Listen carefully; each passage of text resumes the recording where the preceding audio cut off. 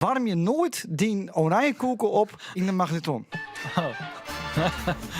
Nou ja, goed. Ja, ik kom dus mijn levenstips. Ja? En dat is nog even voor de mensen die het vorige week gemist hebben. Dat is omdat ik in mijn leven zo'n 1000 mensen geïnterviewd heb. En die heb ik geïnterviewd voor hier en alle programma's. En daar komt dan ik weer tips. Krijg ik natuurlijk weer waarom. En die wijsheden die ken ik nou weer waarom aan onze Friese bevolking. Maar goed, deze tip komt er net bij. Ben net. Nee, ben net helaas. Deze tip komt van de... Maar dit is wel, en dat is wel leuk, dit is echt wel een Friese tip. Een tip, maar een regionale inslag. Want dit komt van de Beppe van Miranda. Vrouw. Dat is mijn geregistreerd partner. Ja. En Din. ja. Minnares. Juist. En daar komt deze tip.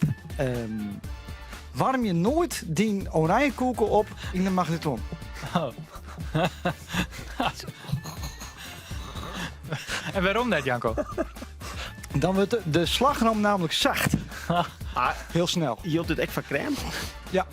Ja, zo zijn mij ook graag de oranje koek in de vriezer. Oh. En als je het dan door, heb ik dan maar doen. Als je het dan net te lang. Zo! Ja.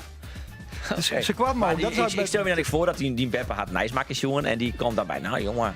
Dus de Beppe van Miranda die het, hè? Ja. Die, nou, jongen, ik ga nog wel een tip van die. Dat zou Nee. Dat zou snel gaan. Dit kwam gewoon de vorige keer te sprake. Maar er is nou al die orentips, hè? Dat is bij deze kant. Dit is ook de laatste tip van deze...